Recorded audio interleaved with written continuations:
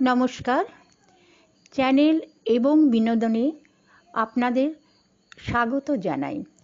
এই চ্যানেলে আমার লেখা ভিন্ন স্বাদের গল্প আমি আপনাদের শোনাচ্ছি। এখানে গল্প পাঠ এবং গল্প যদি আপনার ভালো লাগে তাহলে আপনি চ্যানেলটিকে সাবস্ক্রাইব করুন এবং পাশে থাকা বেল আইকনটাকে প্রেস করে আপনি নোটিফিকেশান পাওয়ার সুযোগ নিন। আপনি গল্পটাকে লাইক করুন এবং শেয়ার করুন যাতে আমার এই চ্যানেল আপনাদের সহযোগিতায় অনেক দূর এগিয়ে যেতে পারে।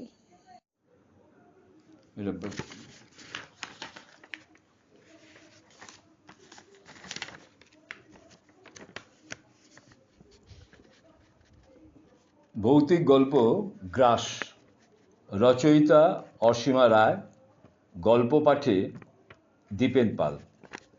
সকাল 6টার মধ্যেই শিয়ালদা স্টেশনে পৌঁছে গেছেন সৌরভ মজুমদার। ট্রেন 6:15 ছাড়বে শিয়ালদা থেকে, দূরপাল্লার ট্রেন। তবে মালদা থামবে, ঘণ্টা 5-এই পৌঁছে যাবেন মালদা। কেন্দ্রীয় সেচ দপ্তরের ইঞ্জিনিয়ার তিনি, উচ্চ পদেই আছেন। আজ বিভাগীয় কাজে তাকে সহকর্মী সমীর বাবুকে নিয়ে যেতে হচ্ছে মালদা। অফিসের গাড়ি তিনি পেতেন যাওয়ার জন্যে, কিন্তু তার ট্রেন জার্নি ভালো লাগে, তাই সহকর্মী নিয়ে ইন্সপেকশনের কাজে যাচ্ছেন। মালদায় গত মাসে গঙ্গা নদী আপন খেয়ালে গ্রাস করেছে গ্রামের পর গ্রাম। অগণিত পরিবার তাদের বাড়ি ঘর জায়গা জমি হারিয়ে নিঃস্ব হয়েছে। কিছু কিছু গ্রামে তো মানুষ সময়ই পায়নি নিজেদের অন্য জায়গায় নিয়ে যাবার। উত্তাল গঙ্গায় জীবন হারিয়েছে বহু মানুষ। লোকাল সেচ দপ্তর ভেরিফিকেশন করে রিপোর্ট পাঠিয়েছে। গঙ্গায় নতুন করে বাঁধের ব্যবস্থা এবং ক্ষতিগ্রস্ত মানুষের ক্ষতির পরিমাণ এসব হিসেব করে রিপোর্ট দিয়েছে লোকাল সেচ দপ্তরের অফিস। সেই রিপোর্টের উপরই মেইন অফিস থেকে একবার অনুসন্ধানের কাজ হবে। এই কাজেই যাচ্ছেন সিনিয়র ইঞ্জিনিয়ার সৌরভবাবু ও তার সহকারী সমীর বাবু। কিন্তু 6:05 হয়ে গেছে, 6:15 ট্রেন ছেড়ে দেবে। সমীরবাবু এখনো আসেননি স্টেশনে। সমীরবাবুও খুব সিরিয়াস, তবে একটু দূরে বাড়ি তার। চিন্তায় পড়লেন সৌরভবাবু। হঠাৎ ফোনটা বেজে উঠল। সমীরবাবু ফোনে জানাচ্ছেন বাড়ি থেকে ট্যাক্সি নিয়েছিলেন তিনি, কিন্তু ট্যাক্সি হঠাৎ মাঝ রাস্তায় খারাপ হয়েছে, অন্য ট্যাক্সিও পাচ্ছেন না। এটা সারিয়ে স্টেশন কখনোই ঠিক সময়ে পৌঁছানো যাবে না। সৌরভবাবু বিপাকে পড়লেন। এত বড় গুরুত্বপূর্ণ কাজ তিনি পেন্ডিং রাখতে পারবেন না। আবার একা যেতেও একটু কেমন অসহায় লাগছে। তবু ঠিক করলেন তিনি যাবেনই। ভাগ্যিস ফাইলটা তার কাছেই ছিল। ট্রেন ছেড়ে দিল। ফাইলটা খুলে দেখতে লাগলেন সৌরভবাবু। কত মানুষের কত ক্ষতির খতিয়ান, মৃত ব্যক্তিদের নামের তালিকা, এসব পড়ে মনটা তার খারাপ হয়ে যেতে লাগলো। কয়েকটা বাকি ছিল, রেখে দিলেন ফাইলটা। বাকিটা পরে দেখবেন। অনেক সকালে উঠেছেন তিনি, চোখ দুটো ঘুমে জড়িয়ে আসছে। প্রায় ঘন্টা 2 ঘুমের পর তিনি দেখলেন আর কয়েকটা স্টেশন পরেই তাকে নামতে হবে। একটু খবরের কাগজে চোখ রাখলেন। ঠিক 1টায় মালদা স্টেশনে পৌঁছলেন। বছর 40 বয়স তার। উন্নতি তিনি তাড়াতাড়ি করেছেন। ডিপার্টমেন্টের সৎ ও সিরিয়াস অফিসার হিসেবে তার নাম আছে। স্টেশনে নেমে তিনি লোকাল অফিসে যোগাযোগ করবেন ভাবলেন। তারপর তার মনে হলো তিনি বরং আগে সাধারণ মানুষের মতো জায়গাগুলো দেখে নেবেন, তাহলে সঠিক তথ্য তিনি অনেক ভালো জানতে পারবেন। তারপর না হয় 5টা নাগাদ লোকাল অফিসে জানাবেন। রাতটা এখানে ডিপার্টমেন্টের বাংলোতে থাকতে হবে হয়তো।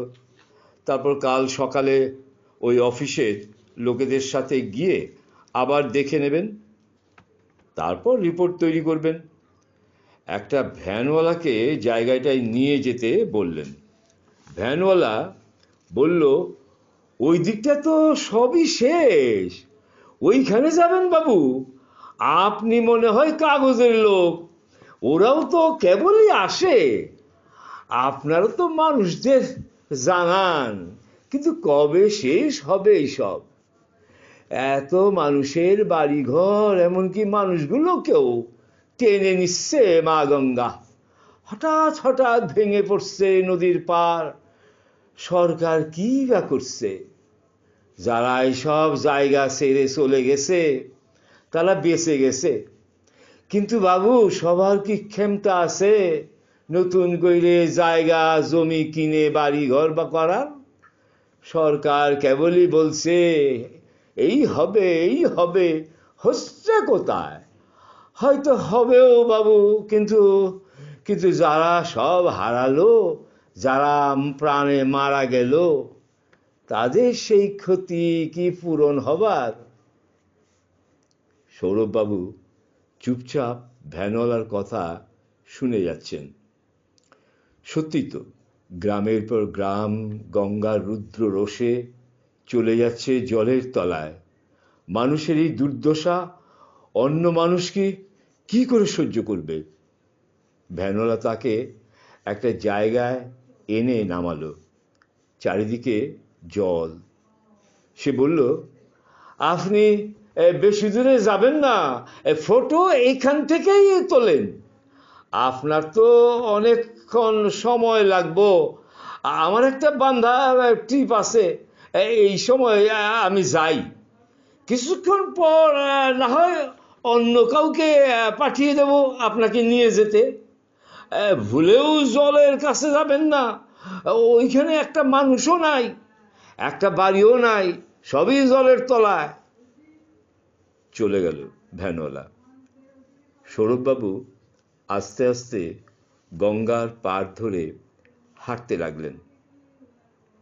কার কি ক্ষতি হয়েছে পরিমাপ করা সহজ নয়, কারণ কোনো কিছুরই আর অস্তিত্ব নেই। যারা বেঁচে আছে তাদের কথার উপরই ভরসা করতে হবে। হাঁটতে হাঁটতে বেশ খানিকটা চলে এসেছেন। হঠাৎ কানে গেল পরিচিত রবীন্দ্রসঙ্গীতের দুটি লাইন।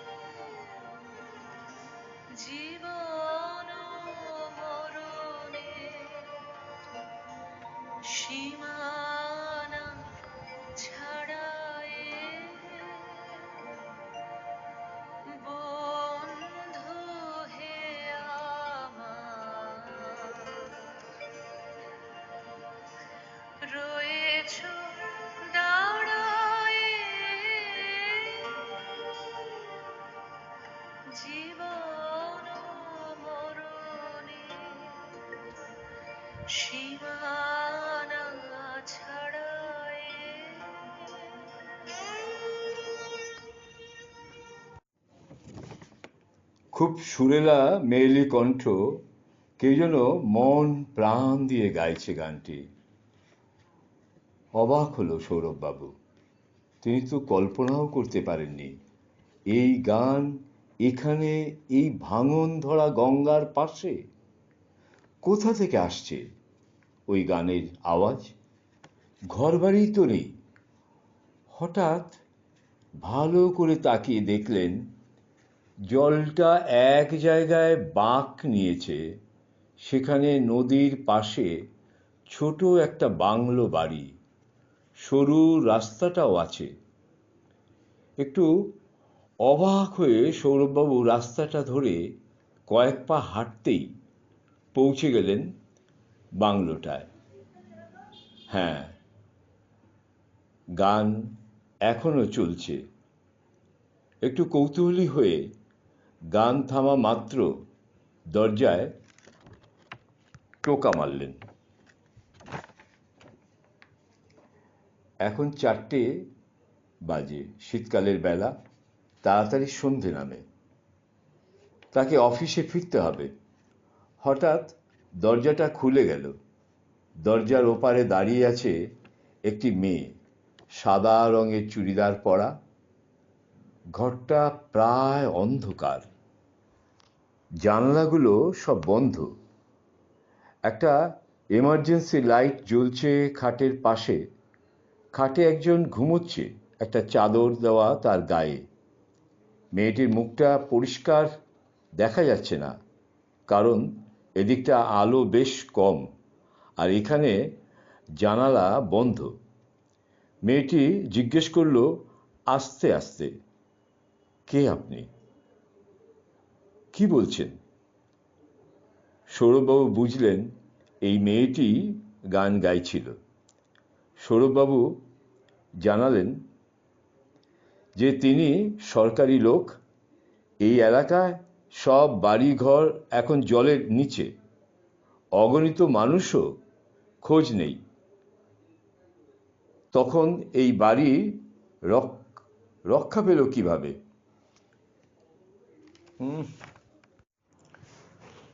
আরে, এখানে আর থাকবেন না? এই ভয়ঙ্কর পরিস্থিতির মধ্যে কোনো মানুষ থাকতে পারে? মেয়েটি বলল আস্তে আস্তে, আমি কাছেই সরকারি স্কুলের টিচার।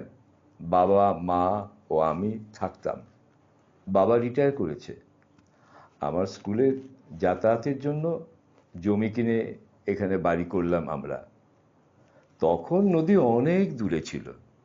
গত 2 বছর নদীর ভাঙন বেড়ে গেল। আমাদের চলে যাবার কথাও ছিল। আমার মা, আসলে আমরা চলে যেতাম। মা দার্জিলিংয়ে দিদির কাছে গেছে। আমার দিদি বিবাহিত, ওর একটা ছোট বাচ্চা আছে। দিদির কাছেই গেছে মা।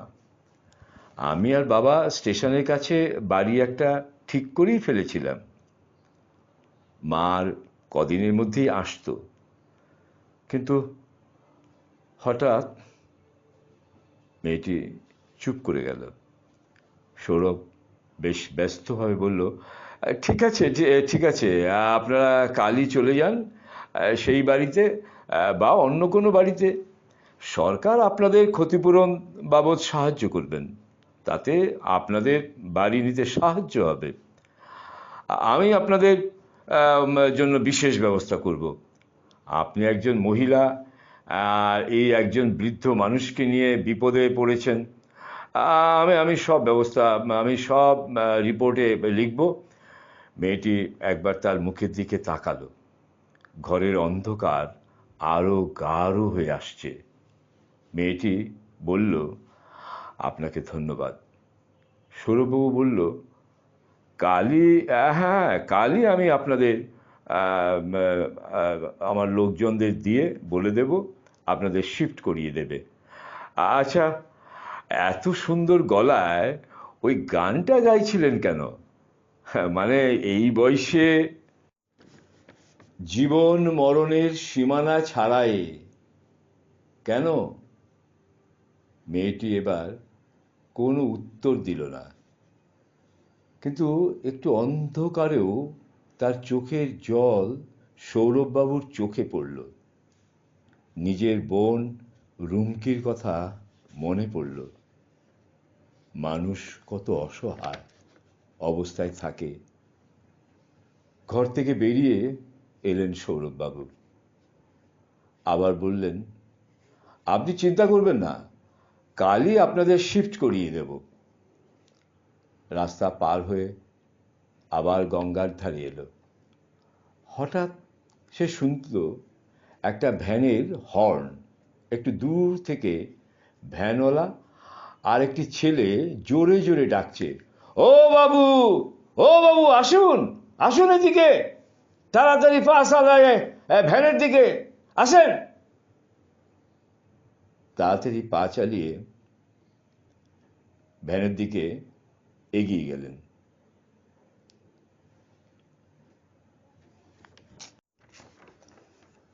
ভ্যানওয়ালা বলল, ও বাবু, অত দূরে চলে গেছিলেন কেন?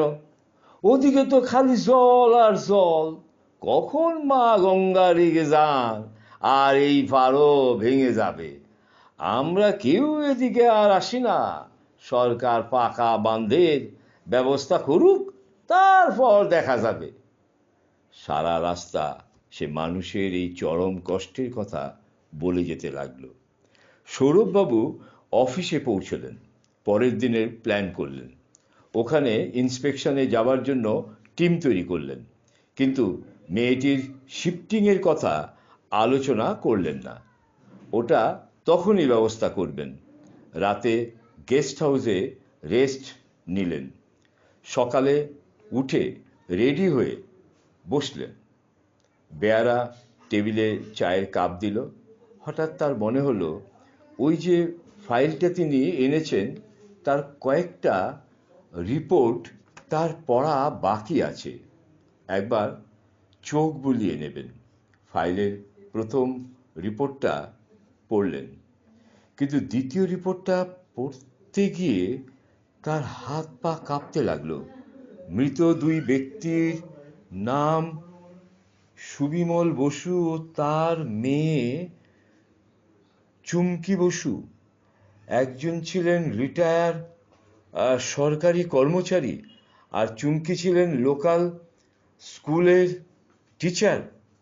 তাদের বাড়ি ও জমি শুদ্ধ তারা সকলেই গঙ্গার কয়াল গ্রাসের শিকার হয়েছেন গত মাসে।